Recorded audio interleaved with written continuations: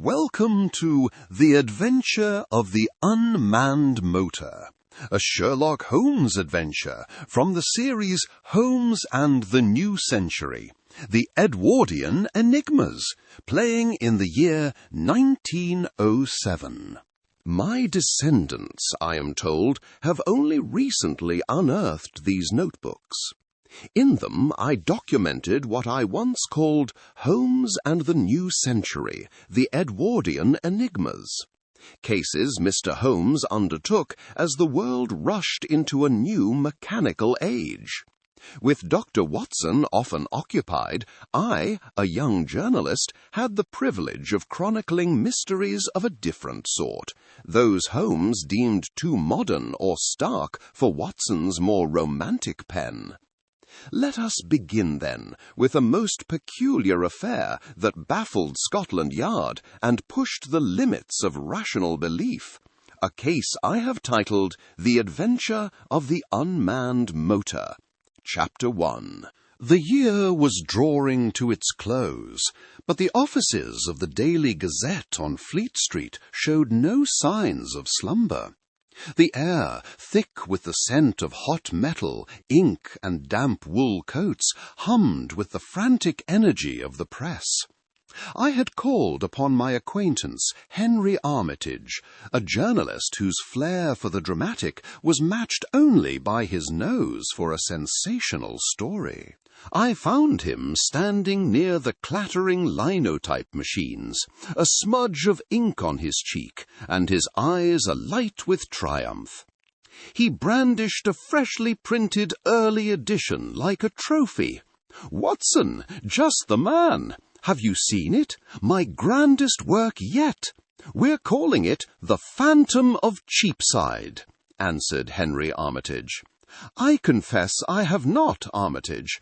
Your headline certainly promises a great deal," wondered Dr. John Watson. "And the story delivers. Imagine it, a security motor laden with industrial diamonds, hijacked in broad daylight, but not by brute force. The driver, a stout fellow named Mayhew, swears the vehicle steered itself, wrenched the wheel from his very hands, and drove itself into the arms of the Dynamo Gang. It's technological sorcery," remarked Henry Armitage. His excitement was infectious, a stark contrast to the dreary November day outside. He pressed a copy of the paper into my hands, the print still warm. "The police are calling the driver an accomplice, of course. A convenient lie to cover their own bafflement. But I know a true story when I hear one, Doctor. There's more to this than a simple conspiracy," said Henry Armitage. I took my leave, the roar of the press fading behind me as I made my way back towards Baker Street. The fantastic tale seemed more plausible in the chaotic confines of Armitage's world than it did in the quiet of a hansom cab.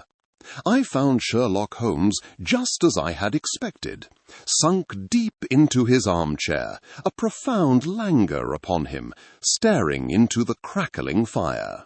The sitting-room at 221B was a haven of quiet contemplation, a world away from the frantic energy of Fleet Street. The persistent drizzle wept against the window panes, a dreary accompaniment to the silence within. "Holmes, I have just come from the Gazette. The city is alive with the most extraordinary tale.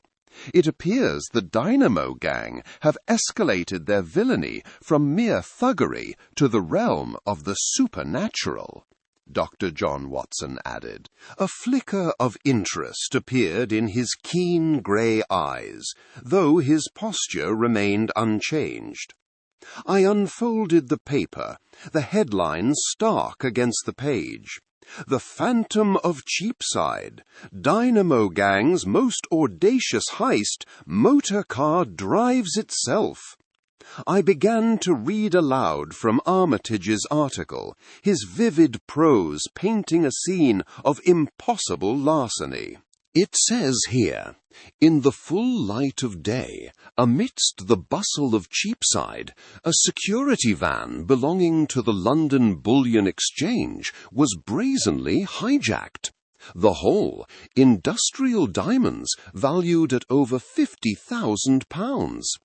Yet it is not the value of the goods, but the method of their acquisition that has sent a tremor through Scotland Yard and the city at large," Dr. John Watson said. I paused, the dry rustle of the newsprint seeming unnaturally loud in the quiet room. I glanced up to find Holmes had turned his head, his full, penetrating gaze now fixed upon me. "Continue, Watson. The preamble is sensationalist bosh, but there may be a kernel of fact buried within," Sherlock Holmes said. I continued, relaying Armitage's account. The driver, a Mr. Thomas Mayhew, a man of 15 years' unblemished service, swears an oath that his vehicle was commandeered by no human hand. He recounts in a voice trembling with conviction that as he approached the junction, the steering wheel was wrenched from his grasp by an invisible force. The motor, he insists, turned of its own volition, guiding itself with perfect precision into a narrow alleyway where the brutes of the Dynamo Gang lay in wait, remarked Dr. John Watson. I set the paper down upon my knee. From the street below, the distant clatter of a hansom pulling to a sharp halt echoed into the room. Unsurprisingly, the police have dismissed his account entirely. They believe him to be an accomplice, inventing this fantastic tale to cover his own complicity. Dr. John Watson said, "Naturally, it is the conclusion of a mind that is lazy, Watson, not one that is logical. They see the simplest explanation and grasp it, for to consider any other requires effort." Sherlock Holmes observed sharply. He uncoiled from his chair in a single fluid motion, the languor of moments before evaporating like mist. He began to pace before the hearth, hands clasped tightly behind his back, his entire being now radiating that familiar, keen-edged energy that signaled the game was afoot. Consider the facts presented, even in this garish report. The Dynamo Gang are known for force, not subtlety. Crowbars and pistols are their instruments. Why, for this one crime, would they concoct such an elaborate and unnecessary fiction with their driver? If he were a Confederate, he could simply have driven into the alley as instructed. There would be no need for this theatre of a spectral pilot. Sherlock Holmes responded. His voice, sharp as a surgeon's scalpel, cut through the quiet of the room. He stopped his pacing abruptly, a long accusatory finger jabbing towards the newspaper in my lap. "No, the police are mistaken. They are investigating a simple robbery. But your Mr. Armitage, perhaps unwittingly, has reported on an entirely different and far more interesting puzzle. The driver, Mayhew, is not the key to the crime itself. He is the key to the method. Tell me, does the article mention any oddity, any sound, any sensation he felt just before the event?" Sherlock Holmes noted. I scanned the columns again, my finger tracing the lines. Ah, yes. He mentions a low, persistent humming sound that began moments before he lost control, a vibration he felt through the floorboards of the motor itself, Dr. John Watson commented.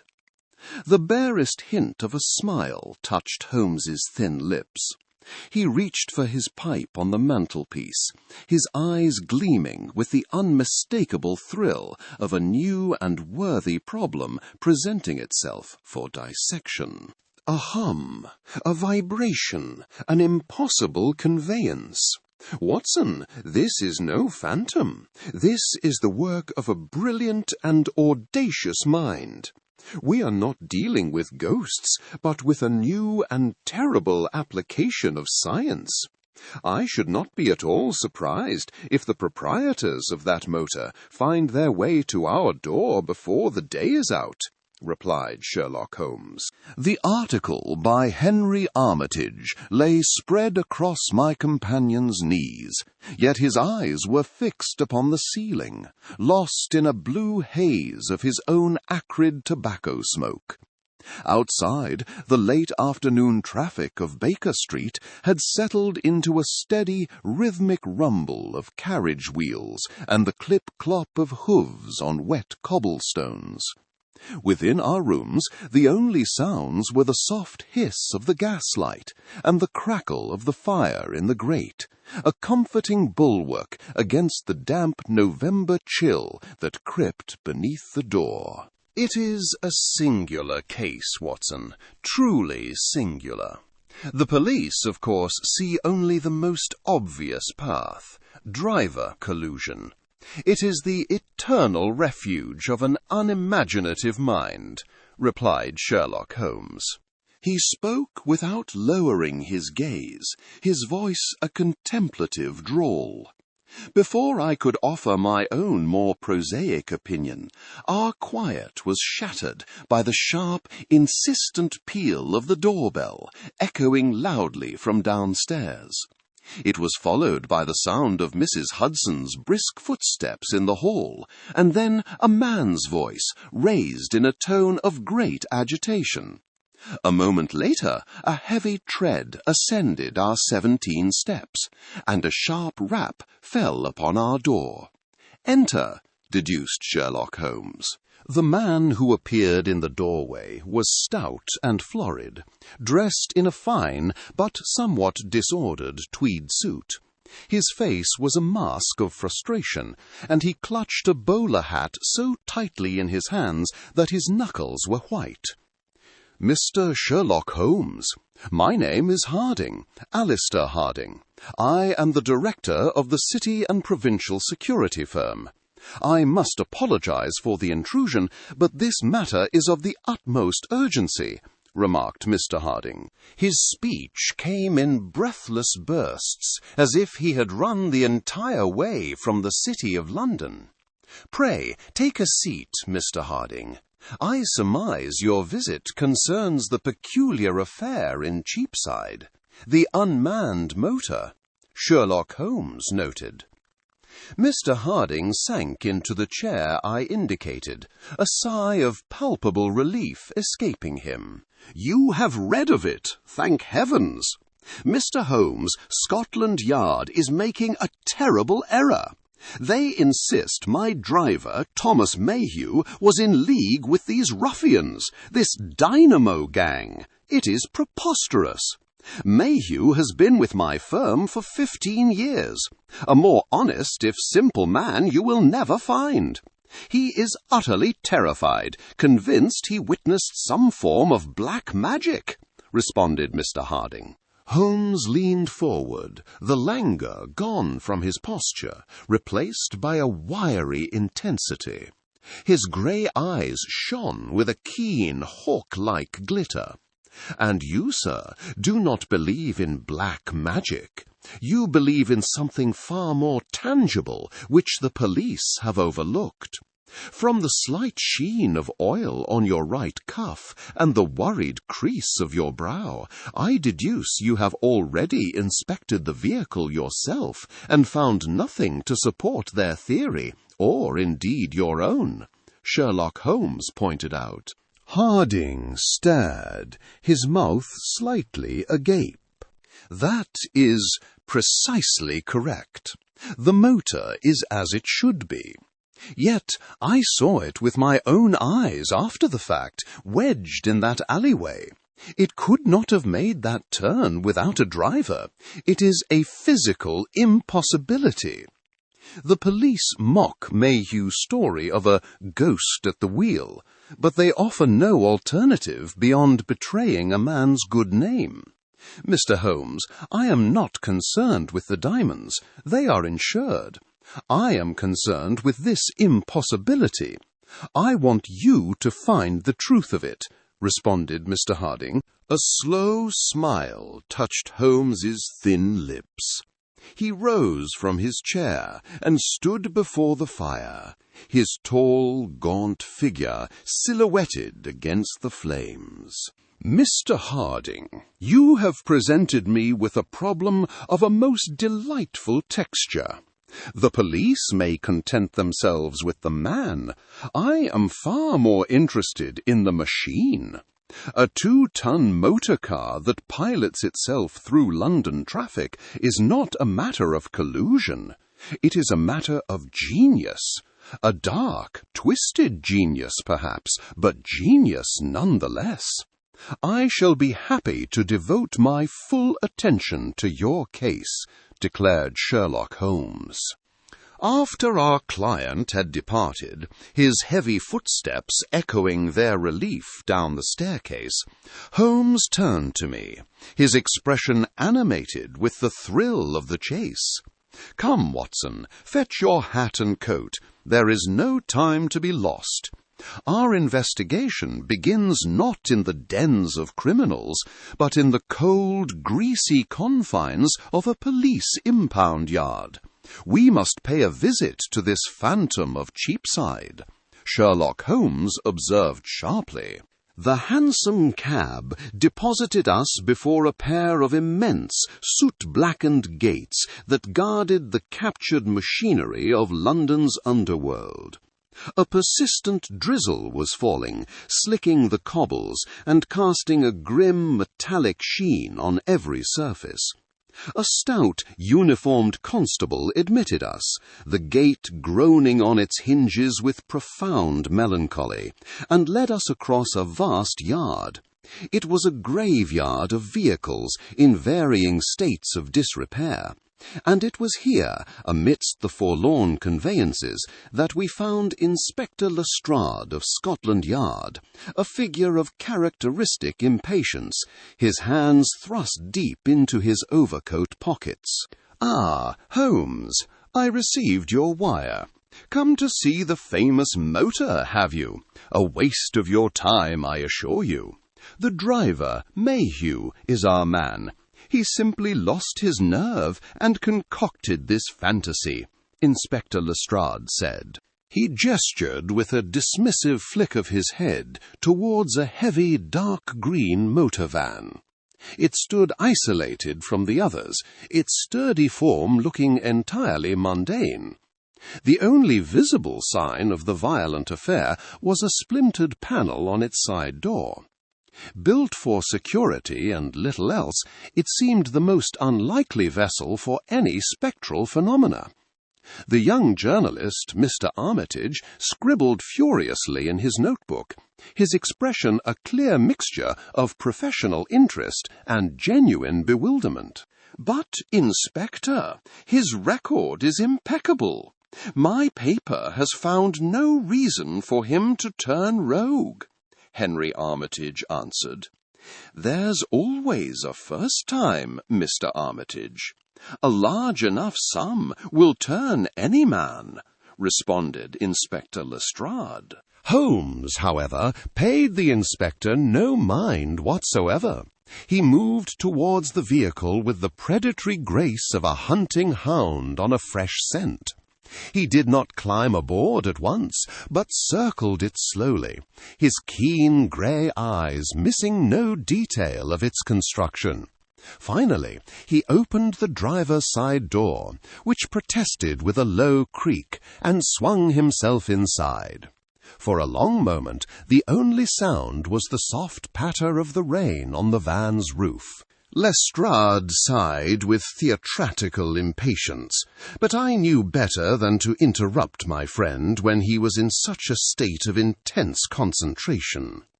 Armitage and I watched as Holmes produced his familiar magnifying glass, running it over the dashboard, the floor pedals, and finally the heavy steering column.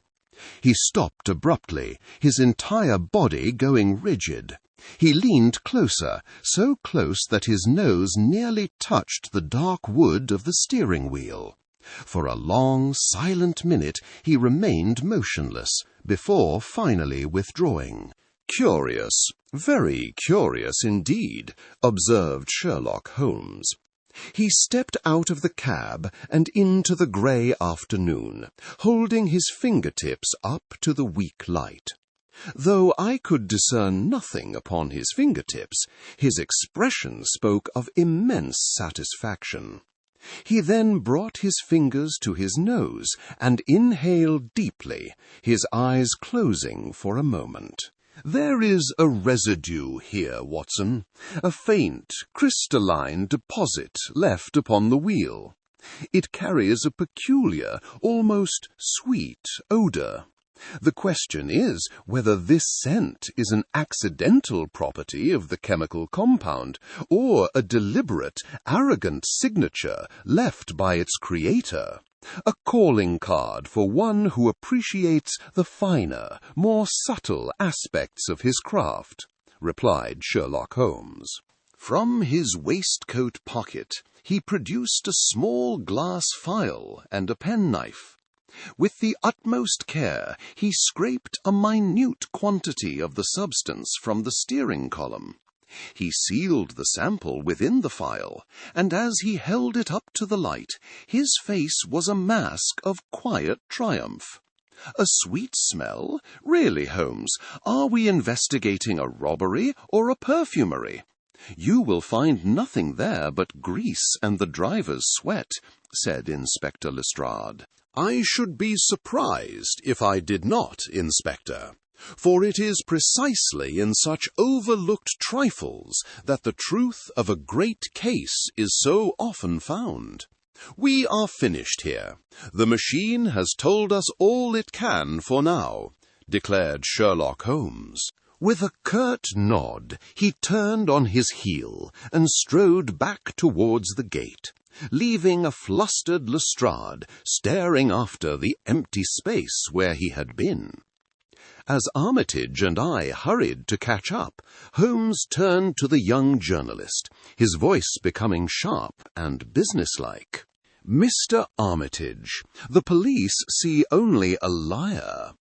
I require the perspective of a man who has experienced the impossible. Find the driver, Thomas Mayhew. Speak with him, gain his confidence, and have him recount every detail of his ordeal, no matter how trivial it may seem. The ghost in this machine had a human witness, and it is his testimony I wish to hear next," declared Sherlock Holmes. Late that afternoon, Henry Armitage returned to our lodgings at 221B Baker Street.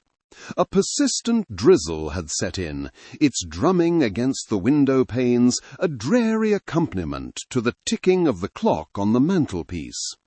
Holmes, silent since our visit to the impound yard, looked up sharply as the journalist entered, his face a mixture of fatigue and excitement. He gestured to the armchair opposite his own. "Well, Armitage, your expedition to the suburbs appears to have borne fruit. Pray tell us what you have gleaned from the unfortunate Mr. Mayhew," declared Sherlock Holmes. Armitage shed his damp coat and sank into the chair, running a hand through his hair. He spoke with an earnest conviction, as one who had witnessed something that had profoundly shaken his view of the world. "He is no accomplice, Mr. Holmes. I would stake my reputation on it. I found him in a small, terraced house in Lambeth, a place of humble tidiness, where the very air seemed thick with anxiety. His wife let me in, her eyes red-rimmed from weeping," remarked Henry Armitage.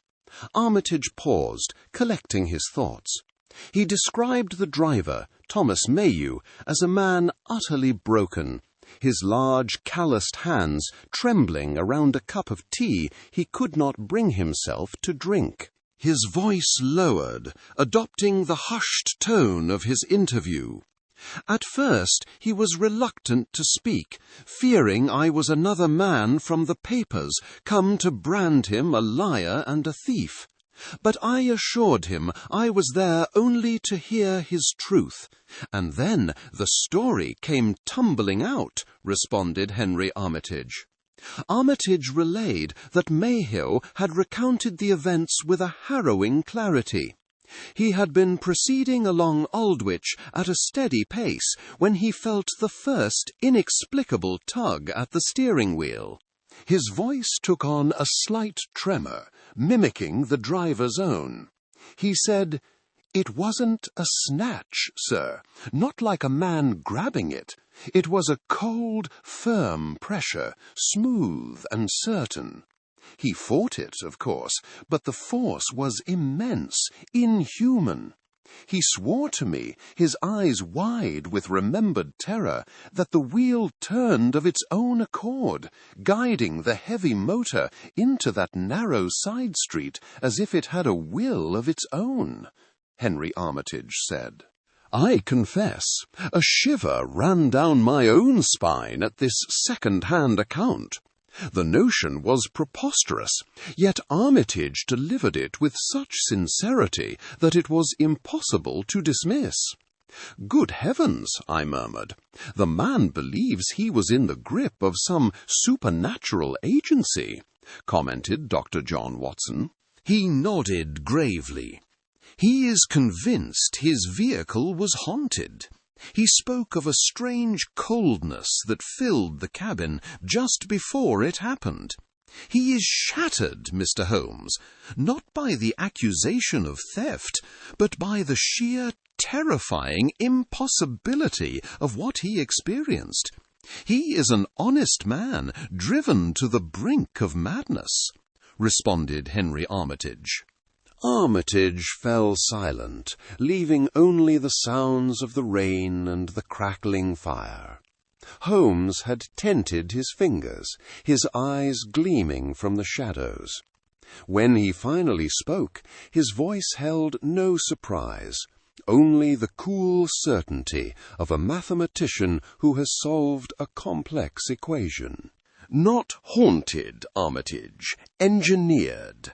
Mayhew felt a cold, firm pressure.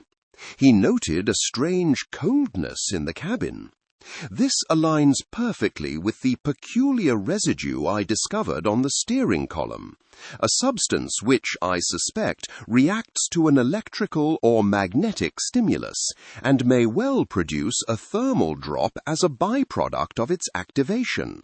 He rose from his chair and moved to his chemical table, where the small vial containing the sample stood glinting in the gaslight. His movements were brisk, his lethargy vanished. "Your testimony has proven invaluable. It confirms my hypothesis. We are not pursuing a ghost, gentlemen, but a genius, a very dangerous and arrogant genius. This is no longer a matter for the constabulary alone. It requires a specialist. I shall have this sample dispatched to my friend Professor Davies by the morning's first post. His knowledge of electrochemistry is second to none," observed Sherlock Holmes. Mr. Armitage concluded his account, his face earnest under the gaslight of our Baker Street lodgings. The journalist's tale painted a vivid picture of a man not guilty, but thoroughly terrified. Outside, the evening traffic rumbled, a low growl underscoring the gravity of the situation. I had been watching Holmes, who had listened without interruption, his long fingers steepled before him. Now he sprang from his chair with a sudden electric energy that filled the room. "Excellent, Mr. Armitage. Your sympathetic ear has achieved what a dozen constables could not. You have secured the truth. Mayhew is no more a conspirator than I am. He is a pawn in a game of unprecedented complexity. stated Sherlock Holmes. "Then you believe him? You believe the motor car drove itself?" remarked Henry Armitage. Holmes gave a short, dry laugh and moved to his chemical corner, where beakers and burners hissed and bubbled with quiet life. He picked up the small wooden box containing the scrapings I had collected from the floor of the abandoned van. "I believe nothing of the sort. I believe in cause and effect.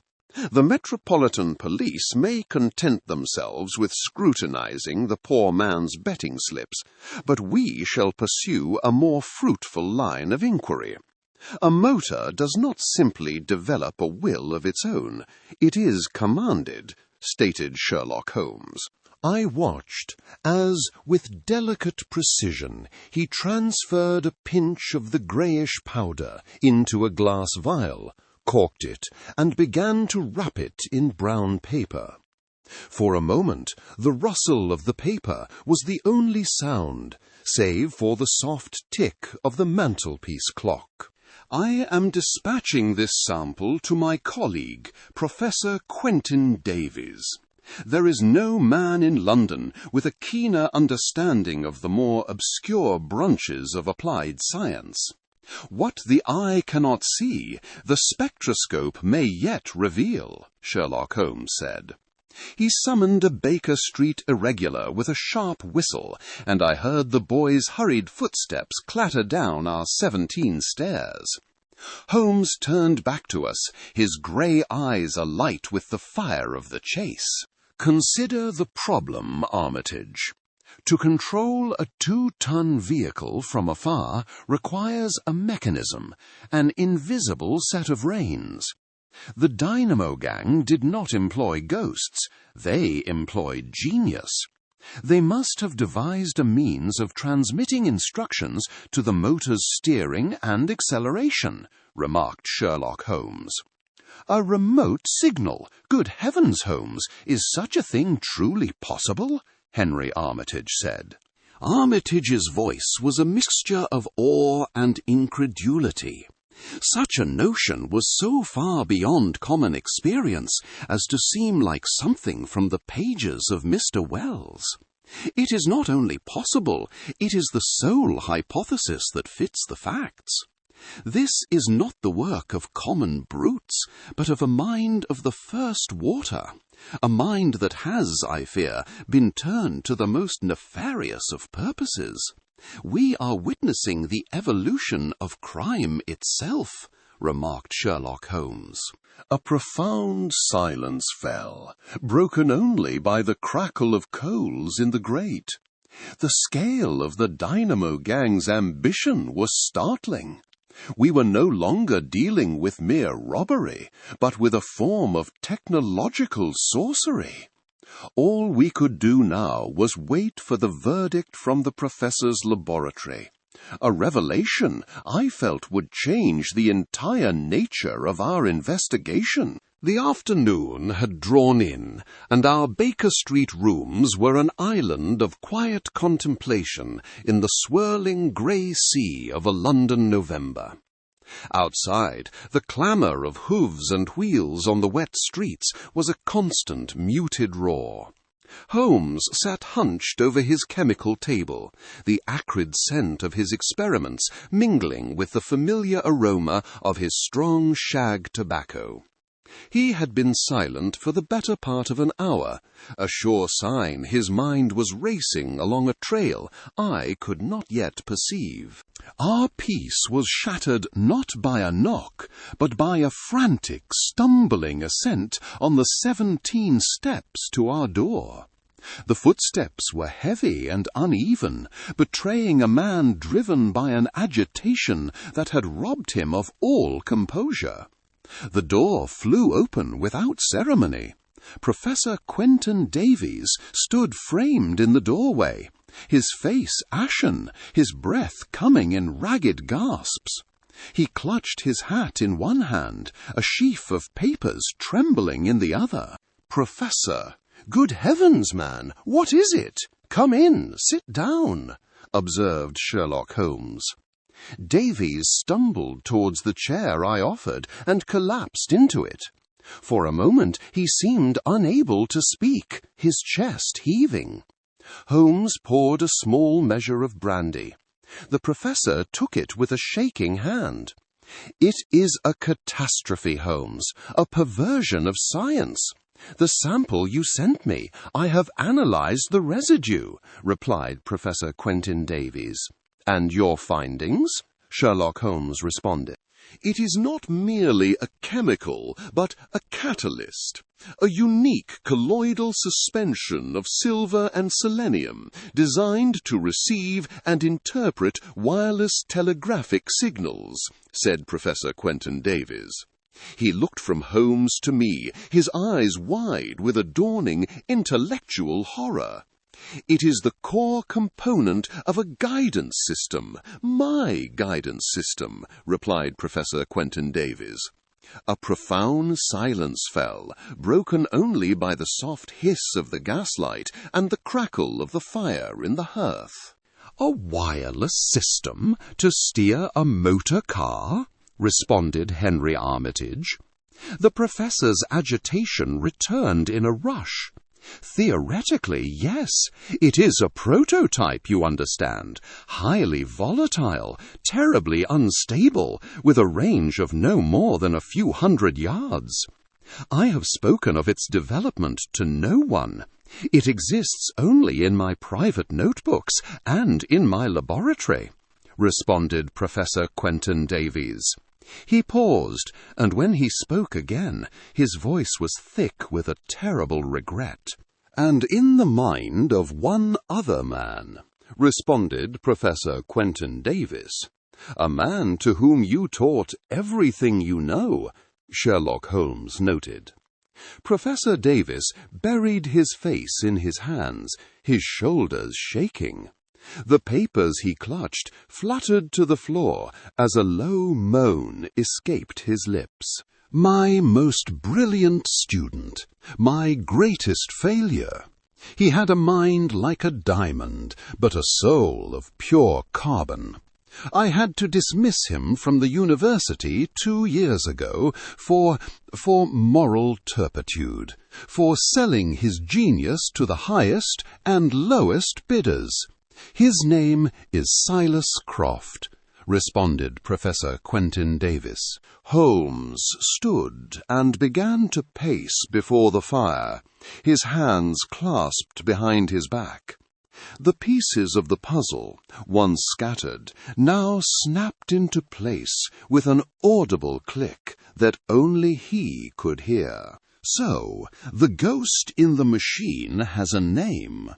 A volatile, short-range system, the professor says. This explains everything, Armitage. It explains why the ambush had to be so precisely located. They could not guide the motor from some distant hideaway. The operator had to be nearby, within sight. The Dynamo Gang has not acquired a sorcerer. They have acquired a scientist," explained Sherlock Holmes. He looked upon the distraught professor with a flicker of sympathy, but his focus had already shifted from the past betrayal to the present hunt. The how of the crime was solved. The far more pressing matter was now finding the man responsible. "Professor, your revelation, though terrible for you, has given us our man. Mr. Armitage, your work for the press must now serve a dual purpose. We no longer seek a common thug, but a fallen genius. I need you to discover everything you can about the life and habits of Mr. Silas Croft." Sherlock Holmes observed sharply. After Professor Davies had departed, a profound silence descended upon our rooms at 221B Baker Street, a quietude broken only by the soft hiss and crackle of the coals in the grate. The name he had left hanging in the air, Silas Croft, seemed to possess a weight of its own, a shadow that darkened the familiar comfort of our lodgings a palpable presence. Henry Armitage, the young journalist whom Holmes had summoned, sat opposite me, his notebook lying unopened upon his knee, his expression a mixture of awe and apprehension. Henry, the young journalist whom Holmes had summoned, sat opposite me, his notebook lying unopened upon his knee, his expression a mixture of awe and apprehension. Holmes, who had been pacing before the hearth like a caged tiger, came to an abrupt halt. He spun on his heel, his grey eyes alight with that fierce, predatory gleam I knew so well. The lethargy of contemplation had vanished, replaced by the electric energy of the chase. The problem has transformed itself, gentlemen. The how of this impossible affair is now understood, and the who has been given a name. Our new quarry is a simple one, yet infinitely more complex. It is the where, explained Sherlock Holmes. He fixed his gaze upon Armitage, his voice becoming sharp and incisive, each word a carefully placed tool for the task ahead. Mr. Armitage, your pen has served us well in chronicling the effect of this crime. Now I require it to dissect the cause. I must have a complete portrait of this Silas Croft. I do not mean a likeness in charcoal, but a profile of the man's soul, Sherlock Holmes pointed out. Armitage leaned forward, his journalistic instincts ignited, and he took up his pencil. "What precisely do you need, Mr. Holmes? I shall endeavour to find it," remarked Henry Armitage. "Everything. I want to know his lodgings, his associates, the suppliers of his specialized components. Did he frequent particular libraries? Was he a member of any scientific societies? A man with his intellect and ambition leaves a trail of breadcrumbs in the ledgers and records of this city. Your task is to follow that trail back to its source. Find me the man on paper, and I shall find him in the flesh," replied Sherlock Holmes. Having delivered his instructions, Holmes turned from Armitage and strode to the window, peering down into the gas-lit bustle of Baker Street. The distant clatter of a hansom cab's hoofs on the wet cobblestones reached us. He spoke again, his voice now more distant, as if thinking aloud. "While you are hunting in the archives, I shall set my own hounds upon a more immediate scent. I have already sent a message to summon the Baker Street Division of the Detective Police Force," Sherlock Holmes said. I saw Armitage look at me in confusion, and I offered a slight smile. He was not yet familiar with my friend's irregular, yet remarkably effective auxiliaries. "He refers to a network of street urchins, Mr. Armitage. They have eyes and ears in every alley and wharf in London." Dr. John Watson replied. "Precisely, Watson. A mechanism of such sophistication is not built in a drawing-room, nor perfected in a common cellar. The Dynamo Gang requires a specialized workshop. It is a factory of crime, and a factory leaves a trail. Unusual deliveries at odd hours, strange odors, a sudden and inexplicable demand for electrical current. These are the whispers my irregulars will be tasked to find," observed Sherlock Holmes. Armitage rose to his feet, his purpose clear, and tucked his notebook away. "I understand completely, Mr. Holmes. I shall begin at once," remarked Henry Armitage. We heard his determined footsteps descend the 17 stairs, followed a moment later by the solid thud of the front door closing. Holmes remained at the window, a tall, gaunt silhouette against the foggy London night. The hunt was truly on. "And so we have cast 2 nets, Watson. one into the world of paper and ink, the other into the world of whispers and shadows. We shall now see which of them brings us our fish, remarked Sherlock Holmes. The November fog descended upon London once more, pressing its grey, spectral face against our window panes at 221B Baker Street. Within, a cheerful fire crackled in the grate, casting dancing shadows upon the scientific charts and chemical clutter that defined my friend's singular existence. Holmes had been pacing for the better part of an hour, a caged tiger of a man, his mind grappling with the problem of the Dynamo Gang's lair. Only the rhythmic creak of the floorboards and the distant mournful call of a foghorn from the Thames broke the silence. A sharp rap upon our door announced Henry Armitage, the young journalist whose inquiries had proven so valuable. He entered with a gust of damp air, his face flushed with a mixture of cold and excitement. "Come in, Armitage, come in. You have news, I perceive. Your very footstep on the stair had an air of discovery about it," Sherlock Holmes noted. "I believe I may, Mr. Holmes. I have been pursuing the history of Silas Croft's known associates, as you suggested," Henry Armitage said. Holmes halted his pacing and gestured to the armchair opposite his own. He fixed Armitage with a piercing gaze that stripped away all superfluity, laying bare only the essential facts. "Before you speak, allow me to frame the problem. The gang's workshop, their nerve center, must satisfy 3 absolute conditions. It is a 3-legged stool, Armitage. Remove 1 leg, and the entire structure collapses. First, it requires industrial anonymity, a place where the clang of a hammer or the hum of machinery would attract no notice.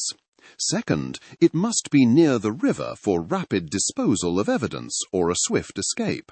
But the 3rd leg is the most critical, the one upon which all else rests. Sherlock Holmes responded. He paused, his voice dropping to a low, intense pitch that commanded the room. It requires access to a prodigious amount of electrical power. The wireless transmitter Croft has devised would consume electricity on a scale far beyond any normal commercial or domestic supply. Now, what have you found?"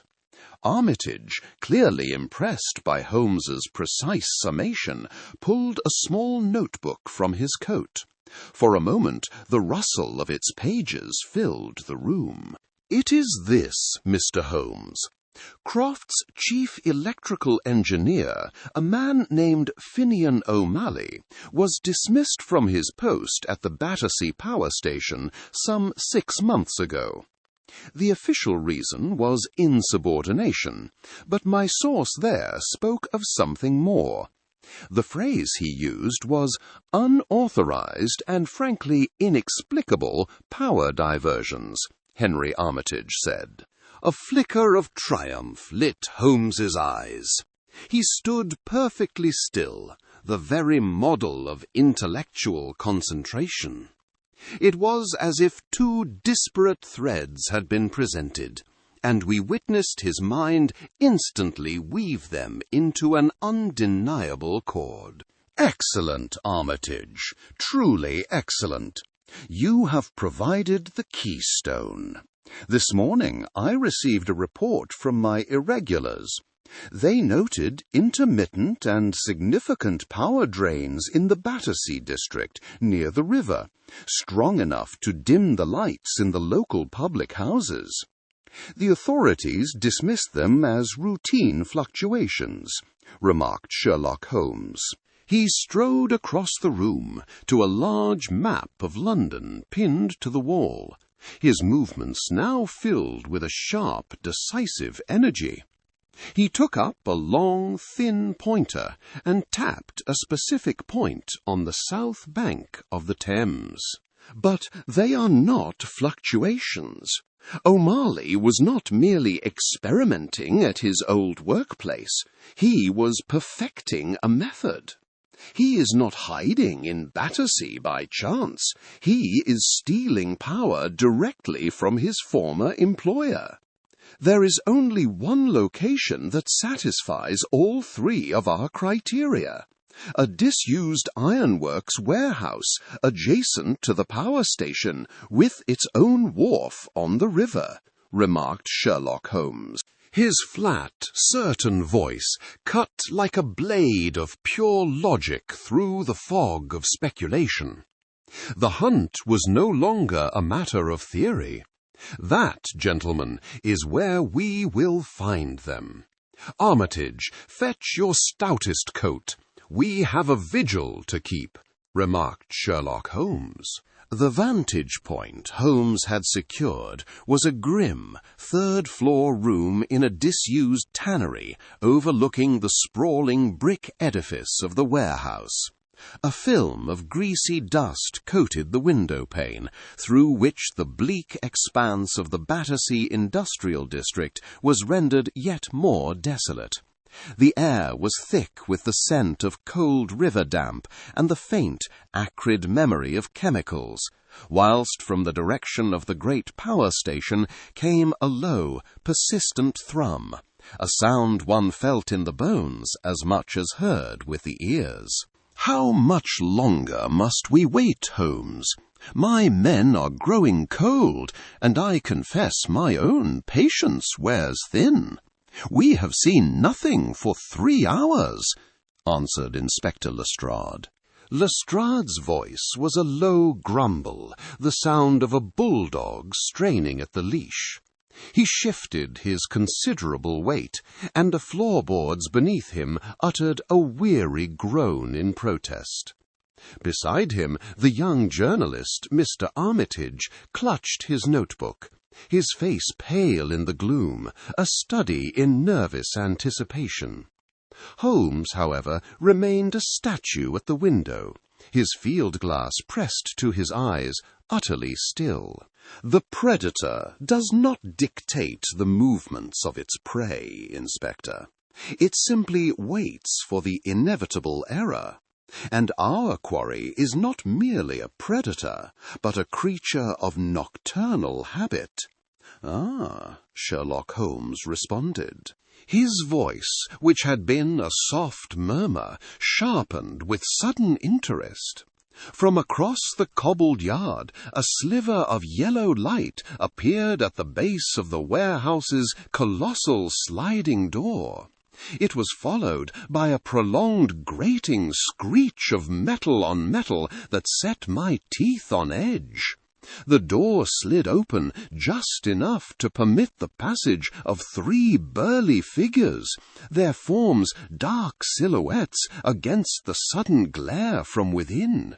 "It is them, the Dynamo Gang," Henry Armitage answered. Armitage's whisper was taut with excitement.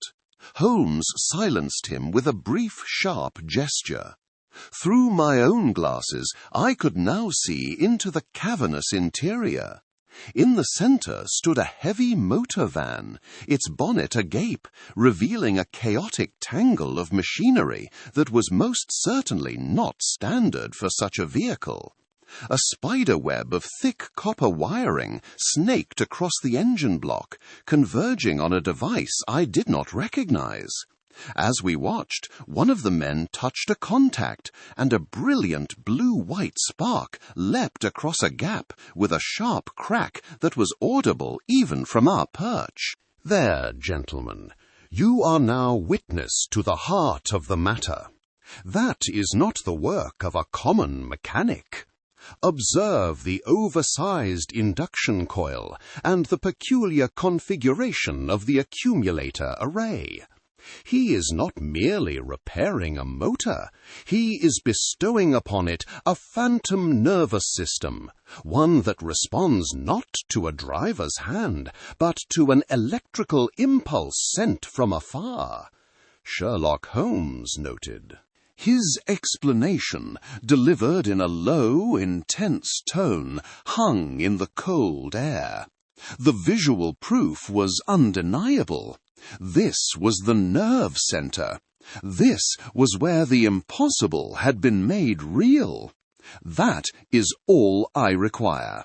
My men will surround the building. We move in at once. Inspector Lestrade replied. Lestrade's voice was hard now, the voice of official action. But Holmes laid a restraining hand upon his arm. That would be a grave error, Inspector. They are on their guard, and the darkness is their ally. Note the proximity to the wharf. A prepared boat would see them upon the Thames and vanished into the fog before your first constable could cross the yard. No, we shall afford them the comfort of the night to complete their labours. Our advantage comes with the first grey light of dawn. It is then, when their work is done and their vigilance is at its lowest ebb, that the trap will be sprung. Sherlock Holmes observed sharply. Lestrade chewed his lip, but nodded in reluctant agreement.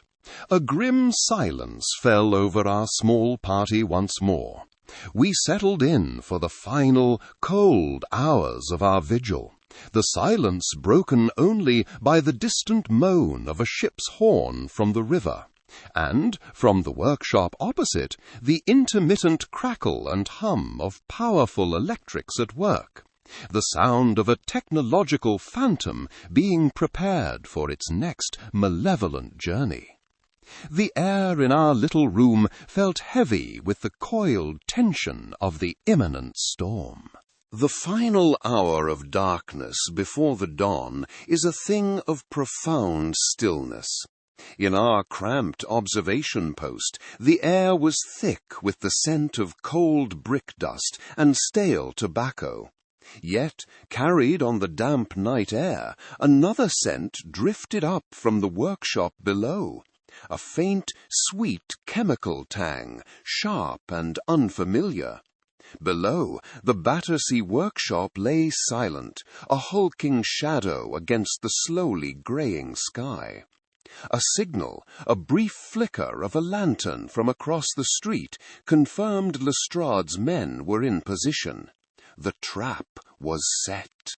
His voice was a low growl, barely disturbing the quiet. Right then, time to wake the devils from their slumber. On my mark, Inspector Lestrade answered. Holmes gave a single sharp nod. The quiet was shattered. A heavy timber slammed against the garage door, the crack of splintering wood echoing like a gunshot. It was followed by a second mightier blow that tore the door from its hinges. Shouts of police ripped through the air, mingling with the crash of shattering glass and the heavy rhythmic tread of constables' boots on the grimy cobblestones. We descended from our perch, Armitage close on my heels, and were instantly swallowed by the chaos. We burst in to find a scene of pure pandemonium. The air, thick with the tang of oil, was now heavy with that same sharp, sweet chemical odour I had noticed earlier, an odour that would soon prove crucial. A constable grappled with a heavy-set ruffian near a workbench, sending tools scattering across the concrete with a deafening clang. In the centre of the cavernous space, illuminated by the harsh glare of a single gas lamp, stood another motor car, its inner workings exposed. 3 burly men were already being subdued, but their leader, a pale, defiant figure with intelligent eyes, stood frozen beside the vehicle. This, I knew, must be Silas Croft. He directed a sneer at Lestrade, his voice laced with an arrogant tremor. "On what grounds do you burst in here? This is a private enterprise," answered Mr. Silas Croft. The inspector grunted, gesturing with his baton. "The grounds of grand larceny and endangering the public, for a start. We know everything, Croft," answered Inspector Lestrade. It was then that Holmes stepped forward from the shadows of the doorway, his tall, spare figure commanding immediate attention. The workshop seemed to fall silent, save for the hiss of the lamp. His tone was conversational, yet it cut through the tension like a surgeon's scalpel. "Your enterprise was indeed private, Mr. Croft, but your methods were far too public. A brilliant conception, I must admit. To make a machine obey one's will from afar, it borders on sorcery," observed Sherlock Holmes. "Mere speculation," he scoffed, though a flicker of fear had entered his eyes. "You have no proof that connects me to anything," remarked Mr. Silas Croft. "Proof? My dear sir, you left it upon the very wheel of the stolen motor car. You see, your fatal flaw was not in the engineering, which was masterful, but in the chemistry. Every artist has his medium, and yours, it appears, is a unique resin solution, a catalyst developed by your former mentor, Professor Davies, a compound with a most distinctive and persistent scent," Sherlock Holmes said. Holmes took a step closer, his gaze fixed upon Croft's hands. I saw Armitage beside me lean forward, utterly captivated. That scent, faint but undeniable, was upon the steering column. It is the same scent that permeates this entire workshop. It is the signature of your work, Mr. Croft, more damning than any fingerprint. You were so focused on the ghost in the machine that you forgot the man who built it. The trap was not for the motor, but for you." The colour drained from Croft's face. The fight went out of him, replaced by the hollow look of a man whose genius had catastrophically failed him. As Lestrade's men led him and the remnants of the Dynamo Gang away, their footsteps receding into the growing light of morning, Holmes turned to us. His expression was not one of triumph, but of quiet, intellectual satisfaction. His voice was filled with an almost reverent curiosity. "Mr. Holmes, the full mechanism of it, the science, I confess I still cannot grasp it entirely," said Henry Armitage. "All in good time, Mr. Armitage," he replied, a faint smile touching his lips. "The tale is best told over a pipe and a warm fire. To Baker Street, I think. The game is over," Sherlock Holmes responded. The familiar comfort of our rooms at 221B Baker Street had never been more welcome than on that evening. Outside, a persistent November rain lashed against the window panes, its monotonous drumming a soothing counterpoint to the crackle and spit of the fire in our hearth. The air, thick with the scent of Holmes's strong tobacco, was a world away from the damp, chemical-laced chill of the Diptford garage where our adventure had so dramatically concluded. Our guest, the young journalist Henry Armitage, sat forward in his chair, his notebook lying forgotten on the floor beside him, his gaze fixed upon my friend with an expression of utter captivation. It is a common failing to mistake the complex for the impossible, Mr. Armitage. The moment young Mayhew spoke of a ghost driver, the police saw only a clumsy lie.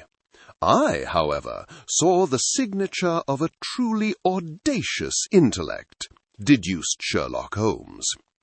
Holmes rose from his armchair and began to pace before the fireplace, his tall, gaunt figure casting a dancing shadow upon the wall. He gestured with the stem of his pipe, much like a lecturer warming to his subject. "Inspector Lestrade's telegram, received an hour ago, confirms the matter is concluded. The diamonds are secure, and Mr. Mayhew has been fully exonerated, his name cleared of all suspicion. But the how of it is what interests you, is it not?" deduced Sherlock Holmes. "Mr. Holmes, it is all I can think of. A 2-ton motor car driving itself through the streets of London. It beggars belief," Henry Armitage replied. "Not at all. It merely requires a mind untethered by convention. Consider the wireless telegraph.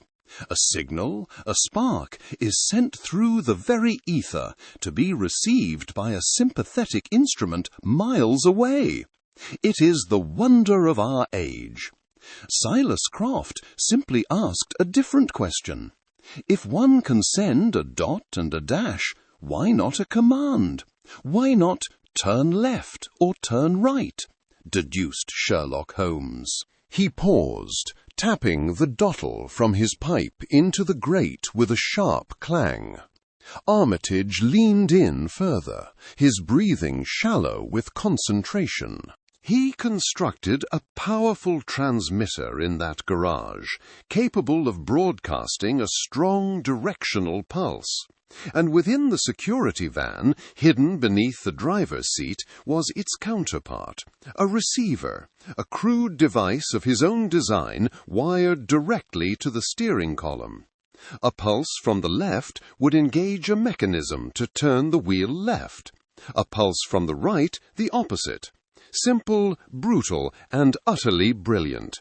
The Dynamo Gang merely had to follow in a separate vehicle, guiding the van into their trap as if holding it on an invisible leash. An invisible leash? My word! "So the unique chemical scent you detected," remarked Henry Armitage, "was the vital link. A specialized insulating resin. I recognized it as a formula proprietary to the work of Professor Davies. It proved that Croft had not only stolen his mentor's theoretical principles, but his physical materials as well. It was the one thread which, when pulled, unravelled his entire tapestry of deceit," deduced Sherlock Holmes. "Croft's genius is undeniable, but it is a cancerous, destructive thing. A gift squandered on larceny." Holmes fell silent, his expression growing sombre as he stared into the flames. The energy of the explanation had left him, replaced by a contemplative stillness. The rain continued its steady assault on the glass. After a long moment he turned, his voice now lower, more reflective.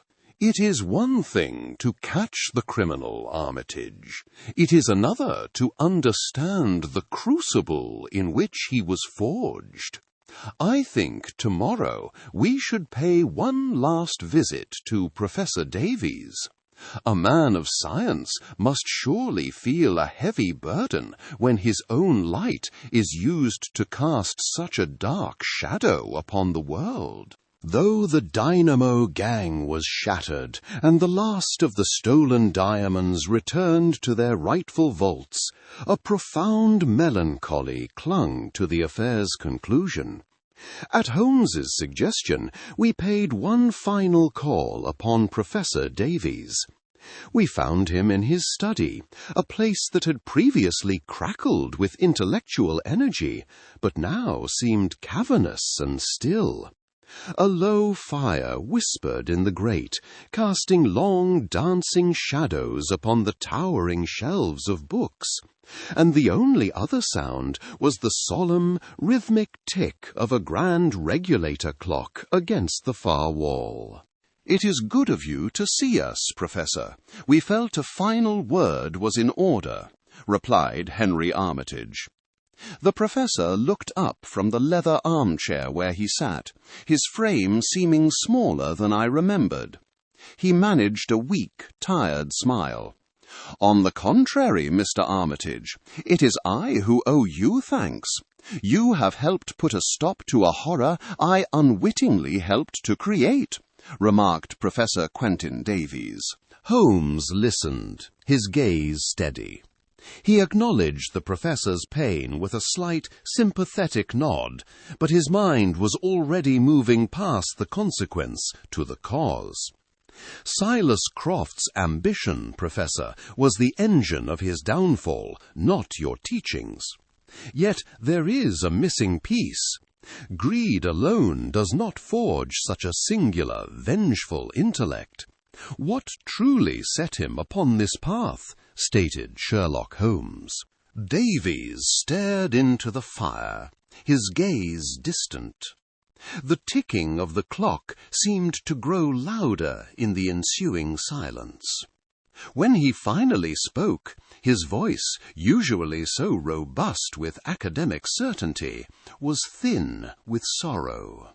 "It was rejection, Mr. Holmes, a wound to his pride from which he never recovered. 5 years ago, Silas submitted a paper to the Royal Society, a work of theoretical genius on transmitting motive force without a physical conductor. It was the very seed of the technology he used to command that motor car," responded Professor Quentin Davies. He paused, taking a slow, labored breath before continuing. "They dismissed his paper, called it fanciful, unworkable, dangerous. They did not merely reject his work, they suppressed it, fearing it would upset the established industrial order. Silas believed they had stolen his future. He came to see the world not as a puzzle to be solved, but as an adversary to be conquered. He sought not recognition, but revenge, a way to prove his genius on his own terms, outside the system that had scorned him," remarked Professor Quentin Davies. "So he turned his greatest idea into his greatest crime," remarked Henry Armitage. Holmes stood and walked to the window, looking out into the gathering twilight. The gas lamps were beginning to flicker to life along the street, their gentle hiss a faint counterpoint to the quiet of the room. "It is a tragically common tale.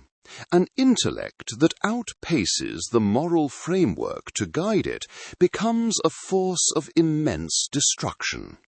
Croft's unmanned motor was not merely a tool for theft, it was a monument to his bitterness. He did not simply want the diamonds, he wanted to show the world the power it had been too blind to see, and make it pay for its ignorance," remarked Sherlock Holmes. We took our leave shortly thereafter, leaving the old professor alone with his books and his regrets. As our hansom rattled over the cobblestones away from that house of quiet sorrow, I reflected upon the strange and terrible journey we had just undertaken. It began with the mystery of a machine that drove itself, and ended here, with the far deeper, more troubling mystery of a brilliant mind driven to ruin. It was a stark reminder that the most dangerous forces in this world are not born of new technologies, but of the old and unforgiving frailties of the human heart.